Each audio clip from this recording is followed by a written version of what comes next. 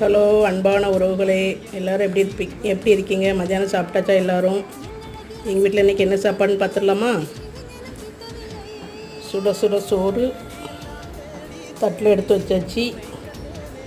வெண்டைக்காய் பொரியல், சூப்பரான வெண்டைக்காய் பொரியல். அதுக்கப்புறம் சூப்பரான எண்ணெய் கத்திரிக்காய் கிரேவி. சாப்பாட்டில் போட்டு அப்படி பிசைஞ்சு சாப்பிட்டா அப்படி இருக்கும்.